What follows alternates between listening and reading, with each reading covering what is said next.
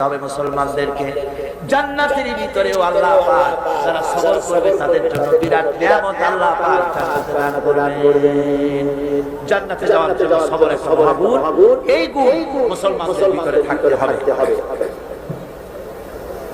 আমার বন্ধুগণ, কোরআনে কারীমের ছোট্ট সূরা ওয়াসের ভিতর থেকে যে কথাগুলো বিগত 4 দিন আর আজকে বলা হলো, জীবন আমাদের ব্যর্থ, জীবন আমাদের ক্ষতিগ্রস্ত। এই জীবন যদি আমরা সফল করতে চাই তাহলে 4টি আমল করা লাগবে, ঈমান, আমল সালেহ, আর আমাদের করা লাগবে আমল সালেহ, হকের দাওয়াত আর সবর ইখতিয়ার করতে হবে।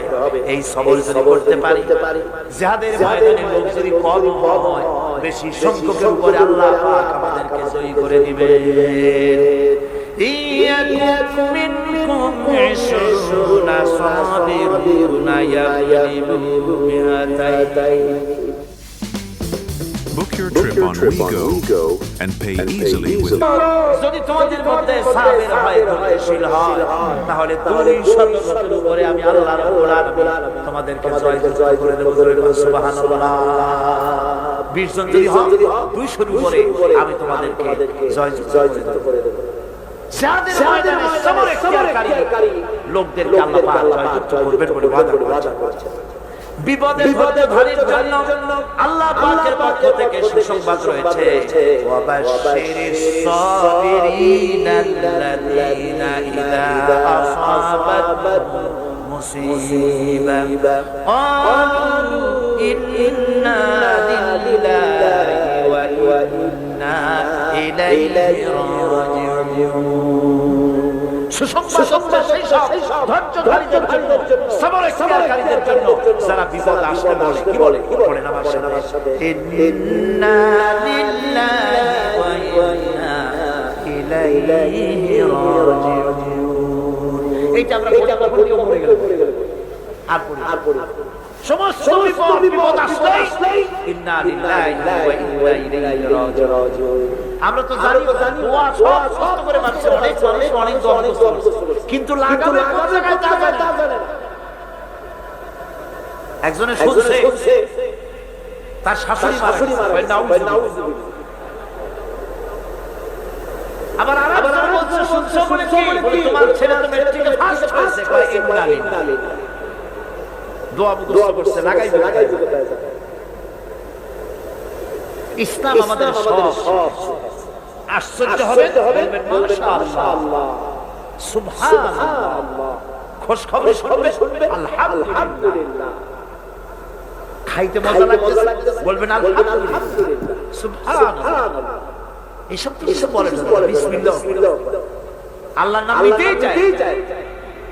আল্লাহ পাকের যখন বিপদ আসে, মুসিবত আসে, রব্বুল আলামিন বলেন বিপদ যখন আসে, মুসিবত যখন আসে, বান্দা যারা পড়ে তারা পড়ে ইন্না লিল্লাহি ওয়া ইন্না ইলাইহি রাজিউন।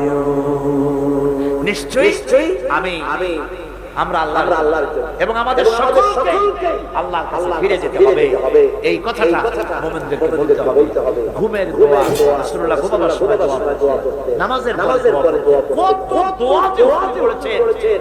ইমাম নববীর একটা কিতাব আছে, কিতাবুল আযকার, এত বড় কিতাব, শাহ থেকে সমস্ত দোয়াগুলো বেছে তিনি এই কিতাবের মধ্যে লিখেছেন, কিতাবুল আযকার।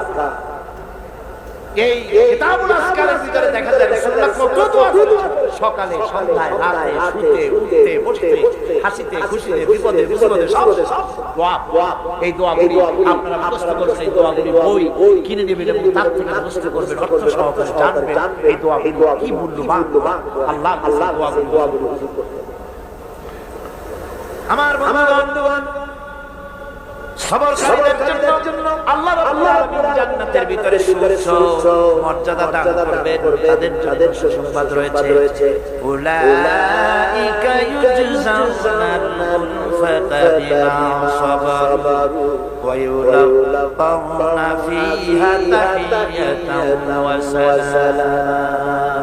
আল্লাহ রাব্বুল আলামিন তিনি বলছেন এরা হচ্ছে সেই সব লোক যারা নাকি সবরে ত্যাগ করেছে দুনিয়ার ময়দানে, তাদেরকে আল্লাহ পাক জান্নাতের ভিতরে সুন্দর সুন্দর জায়গা, সুউচ্চ জায়গা, প্রশংসিত জায়গা তাদেরকে দান করা হবে, তাদেরকে শুভ সম্বোধন করা হবে। সেখানে তারা চিরকাল প্রবেশ করে থাকবে। আল্লাহ দয়া করেন বান্দার উপরে। বান্দা যদি একটু আমল করে, ভালো পথে চলে, গতকাল বলেছি সওয়াব করবেন একটা, আল্লাহ নেকি দেবেন 10টা। নেকির কাজ করবেন, আল্লাহ দিবে কয়টা? 10টা। তিনি তো রহমান, তিনি রহিম। এত দয়া বান্দা যদি আল্লাহ রাব্বুল আলামিনের দিকে কোন বান্দা যদি এক বিপদ এগোয়, আল্লাহ পাক তার দিকে হেঁটে আসে। বান্দা যদি হেঁটে যায়, আল্লাহর রহমত বান্দার দিকে দৌড়াইয়া যায়। আল্লাহ পাক বলছেন আমার গজবের চাইতে আমার রহমত বেশি। সুবহানাল্লাহ। আমার গজবের চাইতে আমার রহমত অনেক বেশি। খাজা বাবা দরবারে গিয়া